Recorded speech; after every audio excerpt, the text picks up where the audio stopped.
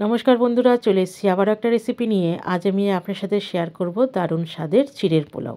এই চিড়ের পোলাও রান্না করার জন্য আমার কি কি সবজি লাগবে আমি একবার বলে দিই। লাগবে আমার আলু ছোট ছোট টুকরো করে কেটে নিয়েছি বিনস কুচি, গাজর কুচি, পেঁয়াজ কুচি, মটরশুঁটি, লঙ্কা কুচি আর নিয়েছি আদা কুচি। সব কিছু সবজি আমি খুব ছোট ছোট করে কেটে নিয়েছি। আর লাগবে আমার চিনে বাদাম, কাজু বাদাম, কিশমিশ, আর নিয়েছি গোটা গরম মশলা, আর নিয়েছি তেজপাতা। আর লাগবে আমার চিড়ে। এই চিড়েটা যে কোনো বাজারে গিয়ে, যে কোনো দোকানে গিয়ে আপনারা যদি বলেন যে চিড়ের পোলাও রান্না করার জন্য চিড়েটা, এটা কিন্তু অনায়াসে পাওয়া যায়। চিড়েটাকে এবার আমি জল দিয়ে ভালো করে ধুয়ে নেব।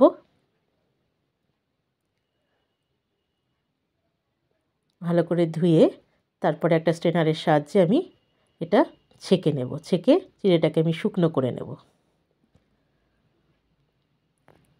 দেখুন স্ট্রেনারে আমি ছেঁকে নিয়েছি। চিড়েটা বেশ ভালোভাবে ভিজেও গেছে,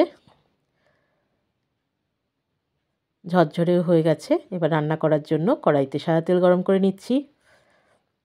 ফোড়নে দিয়ে দিলাম আমি প্রথমে গোটা গরম মশলা, দিয়ে দেব তেজপাতা, দিয়ে দেব শুকনো লঙ্কা, আর দেব গোটা জিরে। ভালো করে ফোড়নটা করে নিতে হবে। সুন্দর গন্ধ বেরিয়েছে বন্ধুরা। এখন এতে দিয়ে দেব আলু।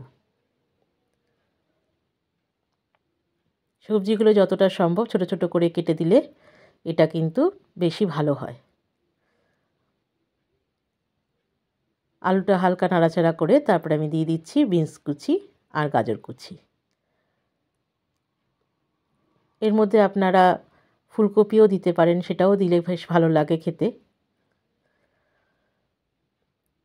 সব কিছু ভাজা ভাজা হয়ে এলে এখন এতে দিয়ে দেব পেঁয়াজ কুচি, আদা কুচি আর ঝালের জন্য লঙ্কা কুচি। ভালো করে সবজিটাকে একটু ভেজে নিতে হবে। এখন দিয়ে দেব সবজির পরিমাণ অনুযায়ী নুন, আর দিয়ে দেব সামান্য হলুদ গুঁড়ো। হলুদ নুন দিয়ে আবারও ভালো করে ভেজে নিচ্ছি।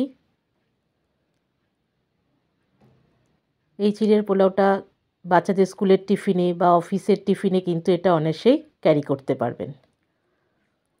দিয়ে দিলাম মটরশুঁটি,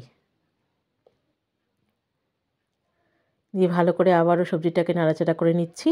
এবার ঢাকা দিয়ে কম আঁচ করে সবজিগুলোকে আমার সেদ্ধ করে নিতে হবে। ঢাকা খুলে ফিরে এলাম। সবজিগুলো প্রায় সেদ্ধ হয়ে গেছে। ছোট ছোট করে কেটেছি তাই খুব তাড়াতাড়ি সেদ্ধ হয়ে গেছে।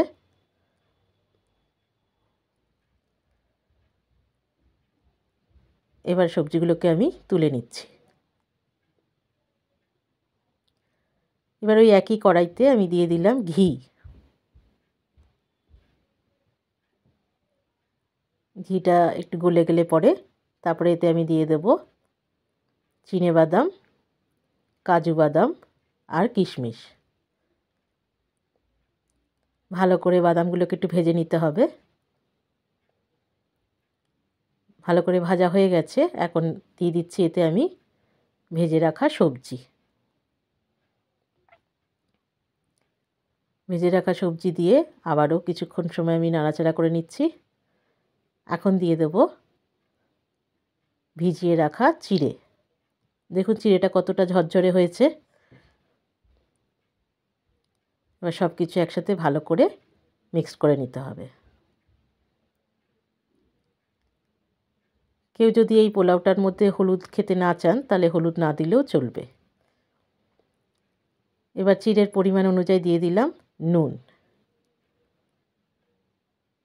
নুন দিয়ে আবারও ভালো করে নাড়াচাড়া করে এবার এর মধ্যে দিয়ে দেবো আমি চিনি। চিনিটা অবশ্যই দিতে হবে, যেহেতু পোলাও, চিড়ের পোলাওটা একটু মিষ্টি মিষ্টি খেতে বেশি ভালো লাগে। চিনিটা দিয়ে আবারও ভালো করে নাড়াচাড়া করে নিচ্ছি। দেখুন কতটা ঝরঝরে হয়েছে। আপনারা এই সময় চাইলে গরম মশলা গুঁড়োও দিতে পারেন, কিন্তু আমি আর তা দিলাম না। যদি রান্নাটা ভালো লেগে থাকে বাড়িতে অবশ্যই ট্রাই করবেন। ট্রাই করলে পরে আমাকে একটা লাইক, শেয়ার, কমেন্ট আর একটা ফলো করতে ভুলবেন না বন্ধুরা। ভালো থাকবেন, সুস্থ থাকবেন। দেখা হচ্ছে পরের একটা ভিডিওয়। ততক্ষণের জন্য ধন্যবাদ।